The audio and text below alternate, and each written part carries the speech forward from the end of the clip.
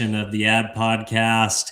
We've got an exciting guest for you guys today. Edwin Choi is an e-commerce growth strategist and entrepreneur and founder and CEO of the jetfuel.agency. Founded in 2017 after years of working in-house as a direct-to-consumer operator, Choi built JetFuel to eliminate the inefficiency, wasted ad spend, and surface-level tactics common in traditional agency models. Under his leadership, JetFuel Agency operates as a performance and growth engine for fast-growing direct-to-consumer brands, CPG, and omnichannel brands, including high-profile accounts like Perfect Bar and Drunk Elephant.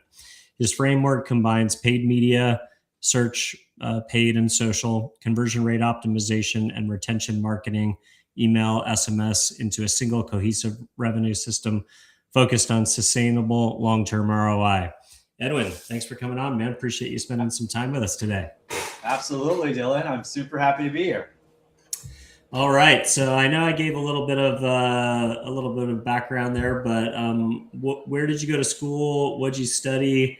How did you find yourself working in-house? And then why'd you decide to go out and create an agency after working in-house at some of these brands over the years? Yeah, absolutely. So I went to school to University of California, Irvine. And believe it or not, I started off as a computer science major, right? Oh, wow. I started off coding and building things in JavaScript. And then after the first semester, I was talking to myself and I was like, wow, I hate this. I hate this a lot. I really don't like this.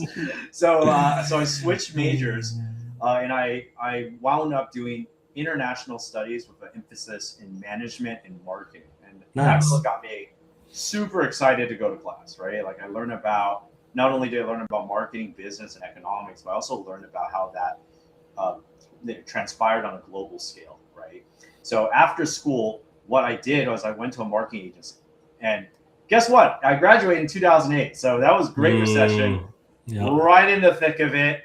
Good timing. No jobs to be had. I had this little folder on my computer. I submitted 110 resumes. I got 2 callbacks, right? So out of 110, I got 2 callbacks. One was for an unpaid marketing internship, and one was for like a low-paid assistant for a local television station, right? I actually went with the unpaid internship at the marketing agency. And I remember sitting down for the interview, and they were asking me like, hey, we can't afford to pay you. Let us know how many hours you want to work. Like you want to work like 5 hours a week, 10 hours a week. I said, sign me up for 40. Yeah, sign me up for 40. And they said, are you sure? I was like, yeah, sign me up. Because what I was thinking was, I had no other prospects at the time, right? So I was thinking either I would be so useful and learn so much that they had no choice but to hire me, or I would be so useful and learn so much that I could find a job elsewhere. Right. There you go. That's good. That's good thinking.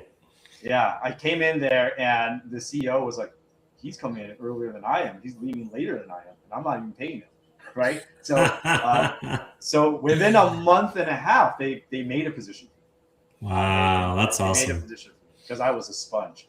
And I specialize in Google ads and organic SEO. And that happened from 2009 to 2011. And I left that agency environment and went in-house, right? And when I was in-house, I went to an e-commerce company. We were selling cell phone accessories, right? I was marketing employee number 1. There was one other person there, but then she left right away, right? So I wound up being marketing employee number 1 yet again. And we scaled that thing from 5 million a year to 30 million a year in 4 years. Wow, that's awesome. Like, very brutally competitive space. So I remember being just like a one-man team. And then when I left, the marketing team had 20 people on it. The organization itself went from 20 to 110 people during that time. So it was just like this massive scaling operation. And then every channel was touched. Like I basically touched each channel personally to launch it, right? So Google, Meta, we were one of the first 5 beta advertisers. No way. That's crazy. Yeah. And I remember the conversation during that time. Everyone was saying, this is never going to work. No one's going to buy stuff off of social media. Like, we're just burning, you're just going to burn money. I was like, okay, well, let's test it out. So email, SMS, affiliate marketplaces, conversion rate optimization, the whole shebang, like the whole enchilada, right? And I left there in 2017. I was intending to take a sabbatical.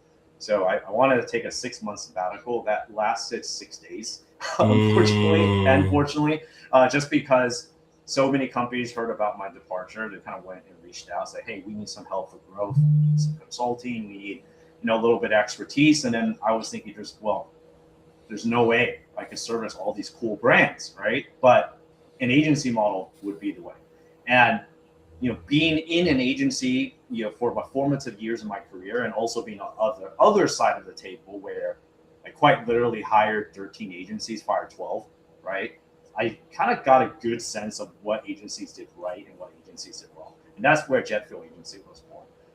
And Jetfuel Agency was really, I was intending that to be just a personification of myself, right? I want to do what I love to do every single day, testing and learning, being at the forefront of marketing, and like mentoring others. Like those three things, I kind of wrote it down. I was like, hey, I would love to do that every day for Lane, right? So the agency was just a great vehicle to do that.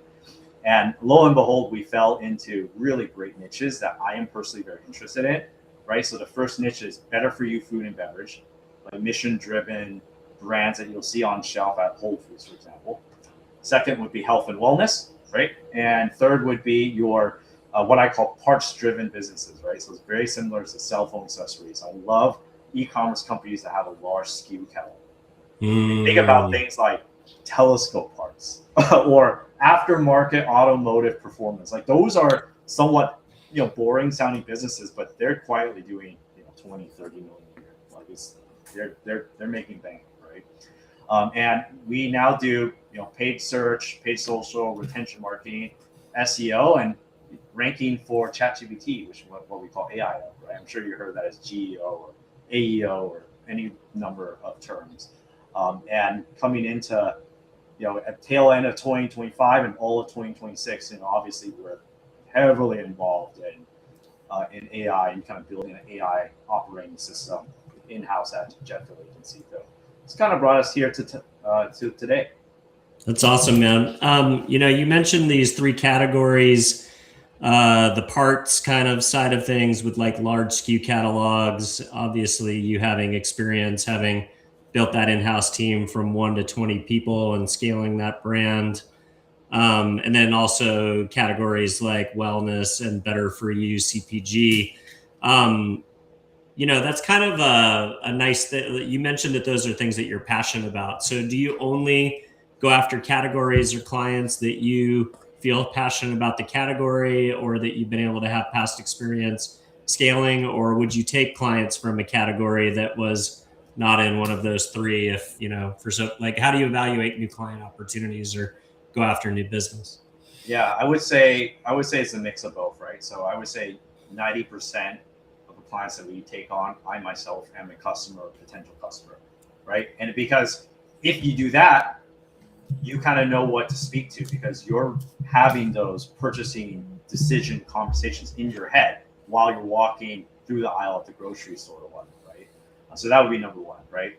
And in terms of number two, the client fit, a lot of that is outside of the vertical, right? Like we want to make sure we work with clients that we're aligned from like a test and learn standpoint. We're aligned from a budgetary standpoint. We're aligned from a communication standpoint. Our goals are aligned in terms of what we want for short and long-term goals. So that is really important. Like if all of that is top notch, like we're getting green check marks across the board, we're happy to learn about a new vertical, right? Like I've learned a lot about plumbing parts, right? I'm not necessarily super interested in plumbing parts, but I can speak to the best of it now. If you work with a client in, maybe you work with skincare is another example, right? I'm not a world-renowned expert on skincare, but I know enough to be extremely dangerous, right? So, for example, that would be an example of us diving into a vertical, and as part of the job, you're expected to really know who you're selling to, right, and what they care about, and what keeps them up at night. So, hopefully, I answered your question. Yeah, I love it. I love that story about the internship. It's a hard time right now for young people to find work, kind of historic unemployment rates at the entry level and just a lot of anxiety, probably a similar market, I think, from what you entered. I don't even know if you can hire free interns anymore unless they're getting college credit. I think that was a special time. But if somebody could get, an entry level internship that paid minimum wage and kind of use that same thinking that I'm just going to, outperform, the expectations and get hired and get promoted quickly. Would you recommend that as a strategy to young people who kind of came out of school and had visions of, becoming a Big Four consultant right away, and those jobs aren't there, and the only callbacks they're getting is for internships at marketing agencies? Almost always. I just had this conversation yesterday with someone who is 22 and graduating from college, and was saying, hey, like, should I get into drop shipping? Should I day trade? And I said, no, get your hands dirty. Like, go find a company with strong mentors, with strong bosses and managers. Doesn't matter what you do, right? You could be bagging groceries, right? You could be serving at a restaurant. You could be giving free email marketing to a local service business. Get your hands dirty. Get your hands dirty. Start talking to people. Start learning. Like, build a small portfolio for yourself. Do it for free. I remember when I was looking for a job, right? I was doing free marketing work for local service. Wow. Yeah, while I was looking for a job, just so I could build that portfolio. And then I learned so much from doing those things, because I've always been the type of person where you want to put yourself in a slightly uncomfortable position, or maybe very uncomfortable position, and then just see what can you do to make yourself comfortable, right? So that would always be my advice. I think you could, maybe it is true that in this day and age there might be less opportunities, but you can also mine for more opportunities with greater ease than ever before, right? Yeah, I think that's true. I think there might be less obvious ways in, but so much more opportunity if you're willing to roll up your sleeves and do the work. So, all right, let's talk about, you talked about the idea that you had, hired 13 agencies and fired 12 of them. You launched JetFuel after working inside e-commerce brands with that experience of having hired and fired a lot of agencies. What were the biggest gaps or flaws that you saw in those traditional agencies that you wanted to set out to fix when you launched JetFuel? Yeah, I mean, three main things come to mind. One is operator expertise, right? It's very different when you run a marketing channel with someone else's money, right? Versus running an operating marketing channel with true ownership mentality, meaning it's your company's money, right? So I think that there's a very big DNA difference between those two things. That would be number one. Number two is making sure that you have that famous quote, right? Every action generates an equal and opposite reaction, right? I think every marketing action should generate a learning or insight. Otherwise, it has no reason to exist, right? So sometimes I see campaigns built by agencies that are templated out due to best practice. Maybe it works for like 70% of our portfolio. But what if it doesn't work for us? Like, if it doesn't work for us, I'm okay with that. But what are we learning here? Like, what's the next step? What are we doing, right? So that was the other big gap. And the third was there was a lot of great execution at agencies where people knew how to build a campaign, but there was a lack of great strategy behind it, right? Even questions like, hey, Black Friday's coming up. Should I run a 30% or 40%, or should I not run a deal at all, right? And then at that point, like, I'm kind of counting on them to know more about me based on their portfolio and data, and give me some guidelines or playbook for what to do, right? But too common, it was the opposite. Where I was it's proactivity, would you say, is kind of, they've got, like you said, good operators who know how to do campaigns, but they're kind of running from a best practices playbook, and they're not being as strategic a partner as they could in bringing, new ideas to the table every week. Yeah, I would say it's definitely a piece of that. And then, but also being able to see the forest beyond the trees, right? And not being too zoned in, tunnel vision on your channel or your expertise. Yeah, very interesting. Many direct-to-consumer brands treat paid social, search, email, SMS, all these different tactics and channels as isolated silos. How do you build a unified growth engine where acquisition and retention actually become a feedback loop? Yeah, absolutely. I think first of all, do we have the North Star, right? What is it that is important to the business, right? So we have a lot of business that say, hey, I have three North Stars, right? I want my annual revenue to be this number. Let's call it 50 million. I want 70% of my marketing budget to be acquiring new customers, and here's how I measure that. And then I want this much budget directed toward repeat, and I want them to buy on average, I don't know, 3.7 times, right? I'm using these numbers from the food space, which is very, very heavily based on repeat purchase.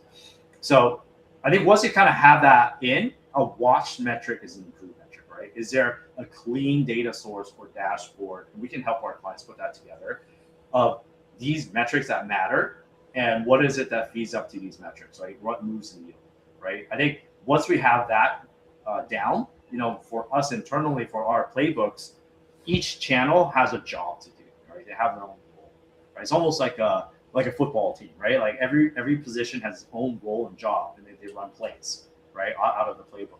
So it's all the same thing for us. Like we know Meta is really good at both top funnel, mid funnel, and bottom funnel efforts with these certain types of campaigns.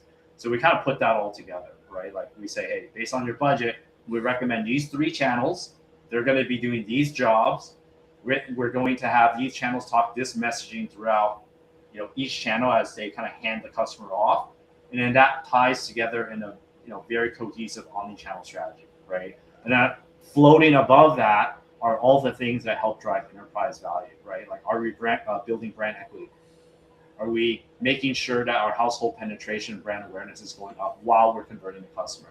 Are we making sure that we're surprising and delighting the customer so they do want that second, third, fourth order, right? So you want that healthy dose of just thinking like an owner who's going out, and every day your competitors are trying to bring you down, like having that mindset and putting that all together.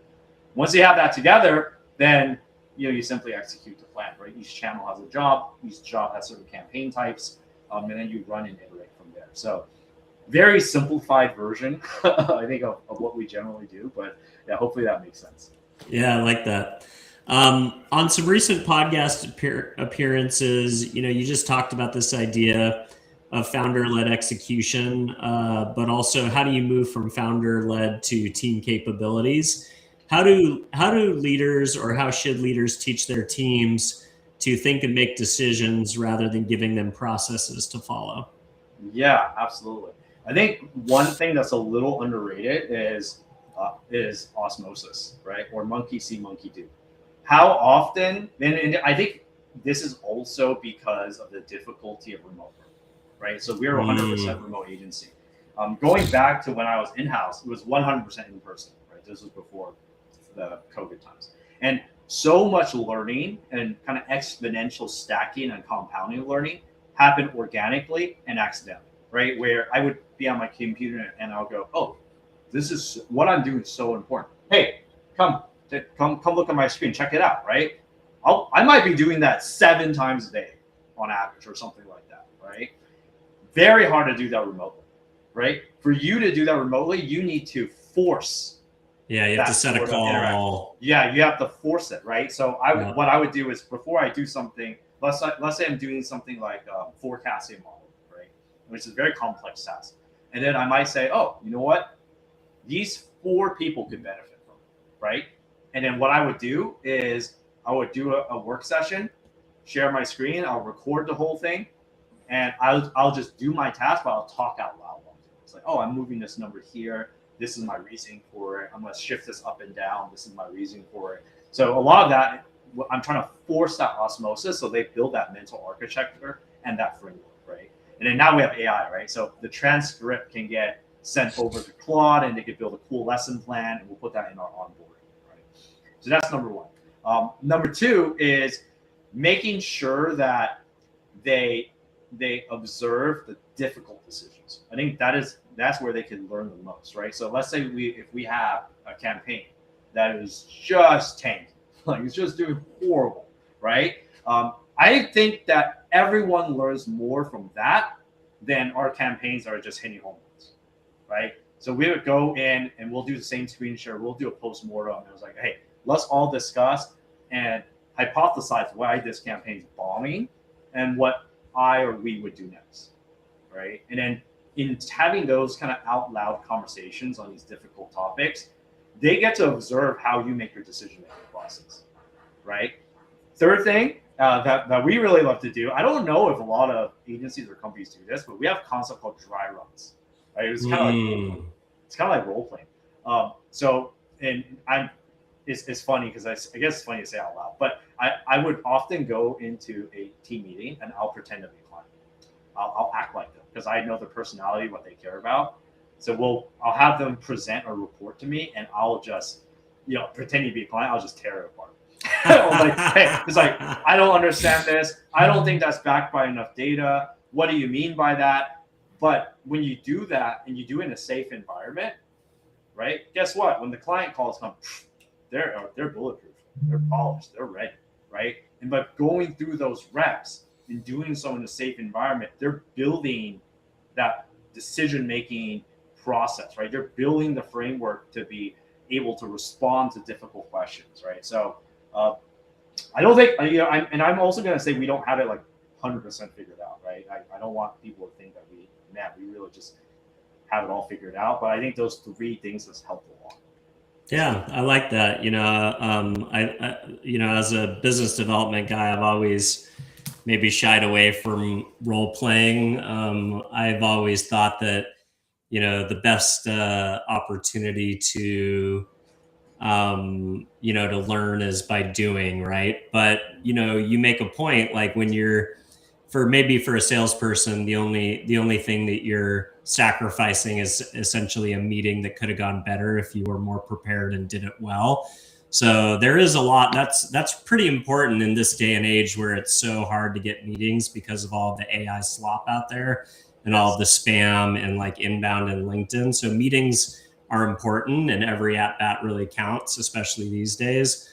But, going back to like that operator mentality that you talked about at the top of the show, when you're spending other people's money, it's really important that you don't, use their money to improve your education, right? If you could do that in a low stakes environment where, there's less risk and then you can be more prepared to be a good steward of that budget, I think, definitely shows your thinking as an operator and someone who, is very accountable to the marketing spend that you deploy and you don't take it lightly. So I love that thinking. All right. You've also demonstrated how small incremental gains across the funnel can compound into massive annual growth. What does step-by-step optimization framework look like in practice of kind of testing and learning and making small incremental gains? Yeah, absolutely. I think we are a huge prospect of, and I say this internally, right? Every day we want to pick up a penny. Right? Every day we're picking up pennies, right? And I say that, I say that on purpose. I repeat myself until my team is like super sick of hearing me say it. If they're sick of hearing me say it, then I know it's seared into their brain, right? So every day we're picking up pennies, right? So what does that mean? Well, it means that if you take a campaign and it's doing really well, what can you do to just really squeeze it, like really kind of take it to the edge of what it can take, right? And that if you instill that mentality in your team, right, then they know that, hey, if I'm doing a 3-to-1 and the client's loving it, every day let's try to get a little more, right? Let's try to get a little more. I think that's the first part. The second part is that we always think about all of our campaigns as having champions and challengers. Right. And every day our job is, hey, we got this champion. It's been running for 6 days. It's been doing so well. How's the challenger doing? I want a new champion. Right. Like I want something that can beat it, that could propel the account to another level. Right. So I think having that mentality instilled in pretty much every single process we have, right? Like we have a champion, but we always have a challenger. Like we never want to rest on the laurels of the champion. Right. I think that's number 2. Number 3 is also just making sure that, a lot of our biggest victories that we have, like if I kind of think back in my career and all the biggest victories that moved the needle, you always got to play and do well in the margins, right? Like, hey, you have your Like day to day, you got to execute super well, right? Like, and that goes without saying. That's the expectation, and that's the standard we set for ourselves, right? You're 80% day to day. Well, 20% is you got to play with the margins of it, right? And try to zig where others are zagging, right? So, for example, I think a couple years ago, everybody was running video ads for Meta. It was like 99% video, right? And then I was talking to my team, well, if that's the case, people are going to start zoning out and ignoring video. Maybe we should go more heavily into static, right? Because static was known as the old dinosaur. No one was running them. Let's run them, right? Because if we're zigging when others are zagging, then maybe we can get something. And lo and behold, that was our most efficient asset type for a while, right? Like, because it was a little bit under the radar. We're sort of playing with the margins there until everyone else caught up, and then now we're going somewhere else, right? So I mean, that's kind of where I think is really important in this day and age where everything's AI, so much AI generation, right? But AI is really good at looking backwards, right? It looks at data and it kind of gives you what happened, but it does not do well at taste making, which is figuring out what is going to happen. Like, what is going to go viral on TikTok tomorrow? I don't know. I don't know if anyone knows, right? But if you're on the pulse, right? If you're Gen Z, you're looking at the right things and you're on the pulse, and you have a pretty good chance of doing that. This is a very human activity. So we want to make sure that we have a lot of time dedicated to very human forward-facing things where we're not just iterating and reiterating on what happened yesterday. So yeah, kind of just put all those things together and you get some growth. Yeah, I think that's smart. Thinking about the AI stuff, we get really, at least I do, I get really, dependent on my AI tools, but AI essentially, like you said, it's synthesizing all past information. And yeah, like the past is a good place for jumping off points on what to do in the future, but it's not going to have a completely unique creative insight outside of the framework of all that data it's collected. And, it's you talked about the idea of like the agency playbook standardization of like, oh, this works for 75% of my clients, but what if I fall in the 25%? Well, with a lot of like the AI optimizations that are coming to the media buying space, it works well for 75% of the advertisers, but not for 25% that fall out of the mean. So yeah, I think that's a good reminder. With changing iOS policies, cookie depreciation, rising customer acquisition costs, how are high-performing direct-to-consumer brands adapting their acquisition strategies today? Yeah, absolutely. I mean, there's a couple of ways to feed that bird with multiple scones, right? So let's say, which is like the PETA-friendly way. But let's say that number one, we want to make sure that you're feeding as much data as possible, right? And you're making sure that data is clean. So if you're talking about Meta, they have these direct data pipes called the conversion API, right? Making sure that's clean. Number two is that most brands have a lot of first-party data, right? They have their email list, their SML list. They have lists on which customers are worth a lot. They have lists on which customers repeat the most. So you want to make sure you can feed that to the channels, right? Whether it be Google or Meta or TikTok, you feed it to the channel because your job as a marketer now is to train those channels to find who you want them to find, right? So do I want a customer that's average ticket size spending $1,000? Yes, right? Do I feed it information about customers that only buy when they have a big coupon? Probably not. Right? Probably not the highest quality customer. We tested that several different ways too. It's crazy how well that works when it comes to training your channel to behave the way you want it to be, right? So I think that's the first part. Second part is how strong is your creative strategy, right? It's almost like going back to, I don't know, have you watched the TV shows, the Mad Men? Oh my gosh, yeah. I mean, I've watched it at least twice, cover to cover. Yeah. Okay, so right? So we were in a period, let's call it the golden age of marketing, of digital marketing, where we had so much data on everyone. Like I could go to Meta and go, hey, I want 43-year-old interested in golf and drives a Benz, right? You could go that deep before. Now you cannot. Okay, now you cannot. A lot of those data pipes have been blinded by all these updates, right? But what has not changed? The creative, right? So when Donald Draper is sitting in his sofa and going, hey, I want to sell emotion, not product. I want to make sure that if they're driving on the road and they look at billboard, they stop and stare, right? Those same classic marketing principles now need to go to the creative, right? If we don't have any targeting, the creative has to do all the speaking. It has to speak to that 42-year-old male, right? And if you do a really good job and your creative speaks so well to that 42-year-old male and it resonates, and they're scrolling on their phone, they stop. And they call that internally on Facebook, they call that a hover, right? They track if you stop scrolling on something to take a look, right? If you give Meta enough signals, right, and you're causing people to stop to scroll, that feeds the algorithm. And all of a sudden, all the 42-year-old males who love golf and drive the Benz are being targeted by your ads, right? But you have to make sure that those Don Draper principles are there. That you have a great hook, that you have a great emotion, that you have even a 6-second ad, that you have a storyline that causes people to have some sort of recall. So some of that got lost along the way, I would say, because it was so easy to target people. But now that that's gone, we need to go back to that and make sure that we're top notch at that, right? And then number 3, right, is if you're a very high performing direct to consumer organization, right, you need to still make sure that while you're converting and making dollars and cents, right, that you're building brand equity, you're building the brand story, and you're propelling that forward, right? So what does that look like? Well, some of our highest performing brands, they have these great influencer programs, but it doesn't mean that they have, 5,000 influencers that they partner with, right?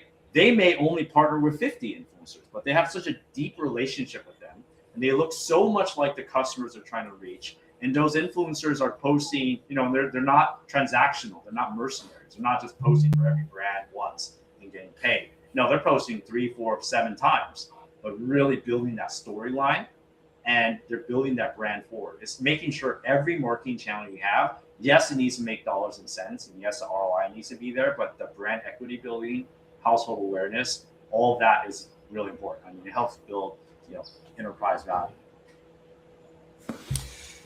Many brands burn money trying to acquire new shoppers while ignoring the existing customers. What are the core levers of a post-purchase retention strategy that actually drives repeat orders or LTV? Yeah, I think a big piece of it is that the answer probably lies in your data. Right? I think the most famous, business school example is you go to McDonald's and the question is, would you like fries with that? It's probably one of the most effective and efficient upsells in business history, right? So making sure that, hey, there's probably something like that in your data, right? So we have this concept that we call a hero SKU. So if you have any brand, usually they have a SKU or category where all the new customers, they kind of flock toward that, right? Let's take protein bars because it's such a competitive category. A lot of them have some sort of low price variety pack where you try 6 or 8 flavors all at once. There's no big commitment, and that is usually priced at a little bit of a lower price than just buying 8 or 10 easy, right? That's your hero SKU, right? Making sure that you have a great acquisition campaign for your hero SKU is key. Now, once you have that, you probably have a bunch of that, right? Like saying, hey, it turns out that 38% of the people who buy this, they buy chocolate chip, right? So naturally, if you could retarget those customers, go after them with your loyalty program, talk to them on email and SMS, I think it would behoove you to show them chocolate chip, because that's what people generally buy for the second purchase, right? So making sure you have those really cohesive, life cycle driven pieces of messaging is key. Second part is timing, right? So if that if someone buys a variety pack and it lasts them, 14 days, it generally lasts them 14 days. They're probably thinking about reorder around day 12. You probably don't want to send them messaging at day 2, right? They're likely not interested. You also don't want to send them messaging at day 29 because they've gone pretty cold, right? So you want to start messaging them around, days 10, 11, 12, because that's when their decision making is starting to wake up, right? And all of a sudden they see your restock messaging, your replenishment messaging, and that's where you can go and make the ask, right? So very simply speaking, we kind of combine those two things, and you're getting there. You're going to start to get to a program that's sustainable and repeatable. Then you can add layers on top of it, right? You want to make sure you have a great, what we call tentpole calendar.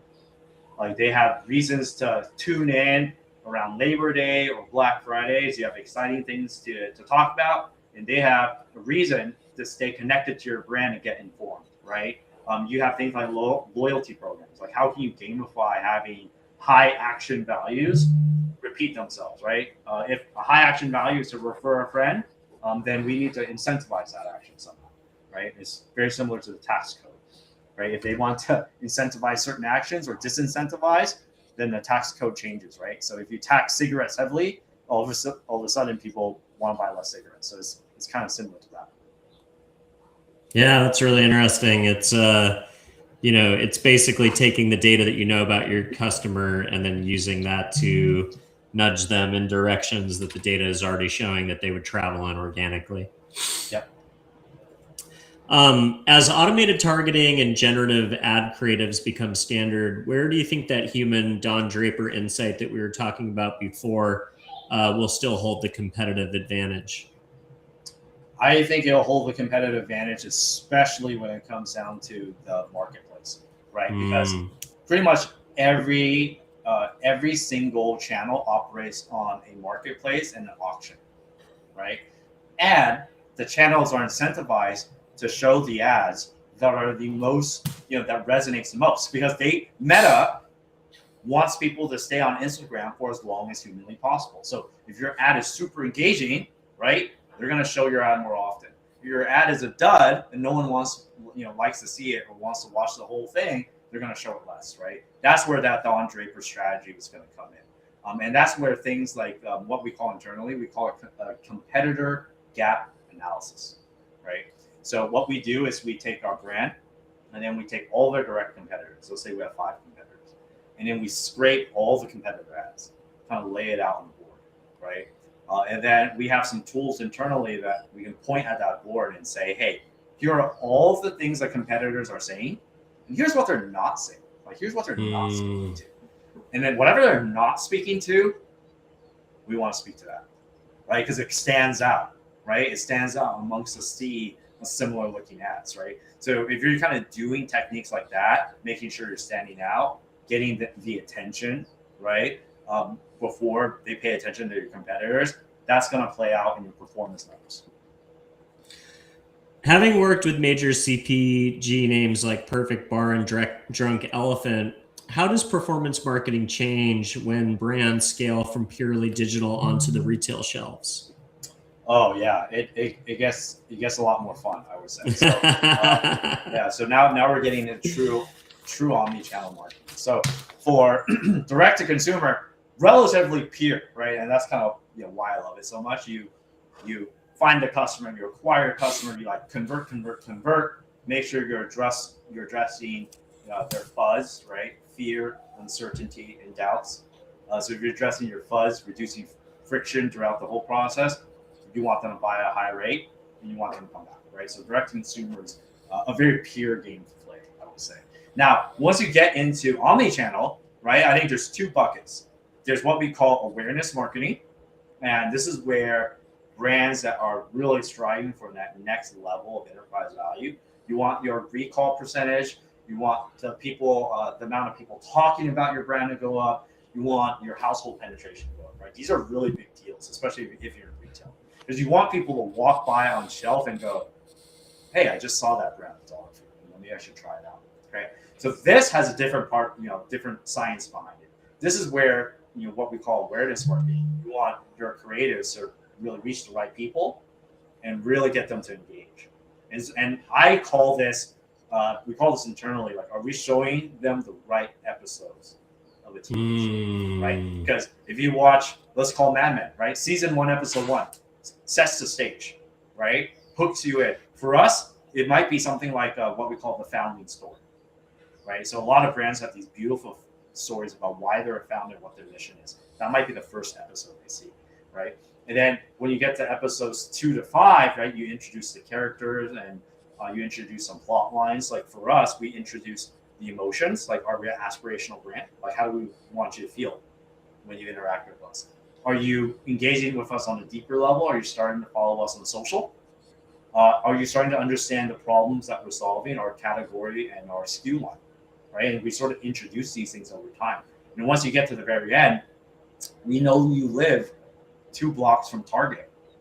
Like, are we able to drive you to the store locator on our site and have you hit Target, right? So that would be, your brand awareness bucket. Last but not least, we have something called retail support, right? So this is where brands come to us and say, hey, I just got into Starbucks. I need to make sure that I need to be selling, 5 units a day per flavor in order for me to stay at Starbucks, right? What can we do?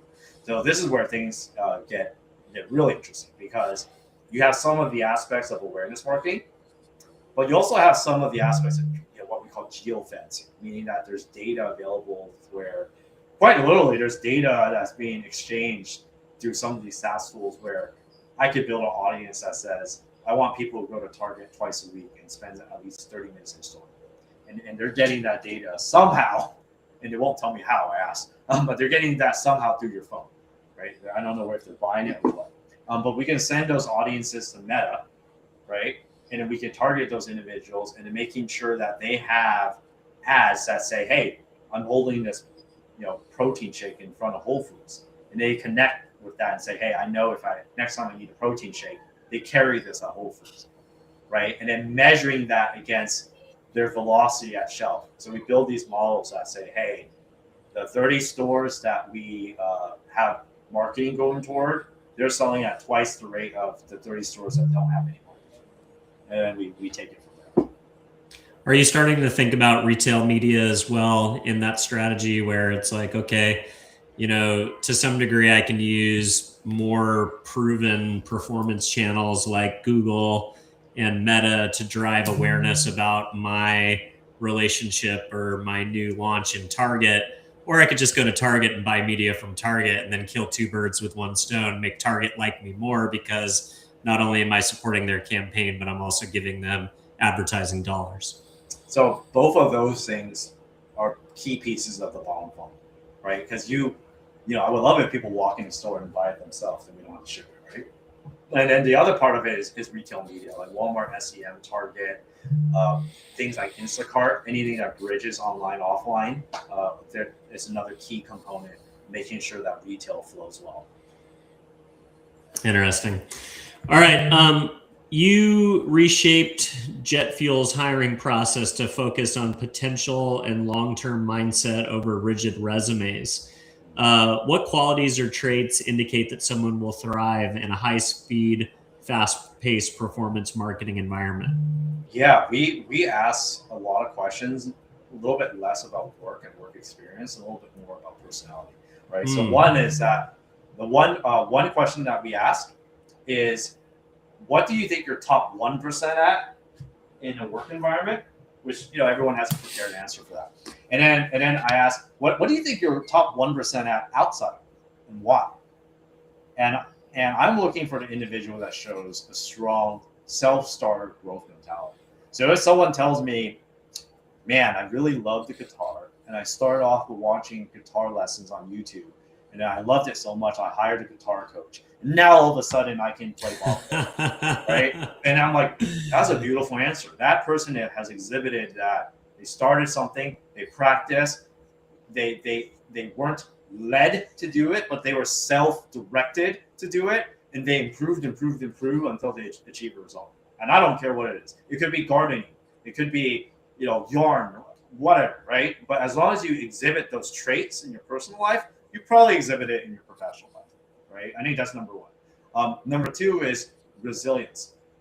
So a lot of our questions are, I think when I used to interview for a job like ages ago, a lot of the questions are like, oh, what's the best marketing campaign, right? Something like that. I like to ask the opposite. I ask about the worst marketing campaign, the worst situation that you had, the most difficult conversation you were forced to have. And I want to see how you handle those, right? If you handle those really well, you're really learning from them. You have a measured response to them. You thought about what went wrong and what you could do better. I put more value in talking to that than someone rattling off their highlight reel, right? Yeah. And then number three is their communication, right? Especially because we're 100% remote. We want people who over communicate, who always are proactive in letting us know what's happening, because we don't really ever want to chase for an update, right? It's kind of like a waste of time for leadership, right? Like if someone's continually kind of keeping you in the loop naturally, everything's going to flow a lot better. Everything's going to be more clear. There's going to be a lot less misunderstanding. So I think those three are things that we look for in the hiring process. Make sure they're long-term fits for us. Love it. All right. Looking across the dozens of e-commerce brands that you've audited or scaled, what's the single biggest mistake that founders make when they're trying to scale from 7 to 8 figures? Oh, 7 to 8 figures. That's a good one. I think the single biggest mistakes, I see several mistakes. Right? Or maybe, give me a few of your tops. You're really good at top threes. So if you have a top three, let's do it. Yeah, I would say the first biggest thing is making sure that the operational framework and architecture can keep up with marketing demand, right? Because quality. Yes, those are you'll be really shocked at how things like shipping time, if your package is broken during shipment, or if you're not fulfilling quality, at how quickly that annihilates your lifetime value. Like you can literally see the charges start to plummet, right? And once your repeat purchase and your lifetime value don't keep up with that, you're in big trouble. Like you can acquire all the new customers you want, but all the new customers you're acquiring are colder and colder and colder, more and more expensive. So you're kind of in a heap of trouble there. That's number one. The second big thing I see is, I think a lot of brands are able to go from 6 figures to 7 figures relatively easily just by paying attention to the dollars and cents, right? But once you go to 8 figures, you need something a little bit bigger for a customer to latch onto, right? Because all too often I see brands say, oh, I'm just going to go after this category because it's hot. And this category is popular. But if there's no soul behind it, if there's no reason for it to exist in the portfolio, customers feel that after a certain point. Maybe you won't feel that at 12 million. You certainly start to feel that at 48 million, right? Like that, the growth sort of stalls, and you sort of see it, right? It's kind of like when Allbirds was scaling, but they couldn't figure out what else to sell but shoes. And right? They became an AI company. Yeah, and then they became an AI company, right? They're sort of floundering, right? Because really no North Star. Like, are we producing? Yeah, and I don't think anybody ever like said like I aspire to the Allbirds lifestyle, right? Right. Like things like the category that I love is surfing and action sports, and I buy and am loyal to those brands because it's a representation of who I am. Yeah. But like an Allbirds, it's a good shoe, it's a good price point. And all those things work until you said it, you kind of hit the top and you're like, okay, but, does anybody like really associate with the brand outside of it being a cheap, decent product, a cheap, decent looking shoe? I don't know. Yeah. Well, I mean, that's where the brand had no moat. They had no moat for the brand, because once a cheaper, better shoe came, they got annihilated. Or once the winds of change came and the fads changed, they had nothing to stand on, right? Yeah. So that's where the work is not very sexy work, to go in and say things like, who are our best 5 personas and who are the next 5 personas to target, and like how does our brand story reflect that? Not very sexy work sometimes, compared to like how can I make another $10 million, but it's work that's important and needs to be done, right? Good foundational stuff. Foundational stuff. I think that's a real huge part of it, right? And then last but not least is making sure that your sophistication and the quality of talent you have at the company levels up, because who got you here will not get you there. So if you kind of focus too much on bringing the wrong people on the wrong bus for too long of a route, I see a lot of issues with that. I think those would be the top 3 that I have. It's hard to deviate if that's some of the biggest challenges to course correct on, or personnel, if you've let it metastasize over too long of a period of time. So absolutely. I love that. Well, Edwin, so informative, man. You really are a great wealth of knowledge, especially in the categories that you operate in, but just in general across the performance segment. I feel like I learned a lot from this interview, and I'm sure the audience did as well. If folks want to learn more about your agency or direct and reach out, where do you want to send people to stay in touch? Yeah, check out my site at jetfuel.agency, or you can type in Edwin Choi in LinkedIn. I should be the first one there All right. if I'm doing my job. Let's go. Let's go. Awesome. Well, Edwin, thanks again for joining. Really appreciate your time today. If this is the first time you're seeing the show, don't forget to give us a follow or a subscribe if you want to hear from more great agency leaders like Edwin in the future. If you're listening to the show, an honest review on whatever podcast platform you happen to be listening on is how we find a larger audience. So don't forget to do that. And last but not least, if there's a direct-to-consumer brand out there somewhere, or a young person who maybe wants to get into the industry, thinking about how to get into marketing and advertising, or maybe somebody who is working at a direct consumer brand and they're thinking about, hey, I'd like to go out and do this for more companies like I have internally, don't forget to share the show with that person. And with that, I will wish you all a great week, and we'll see you again tomorrow. Thanks, Edwin. Heck yeah. Thank you.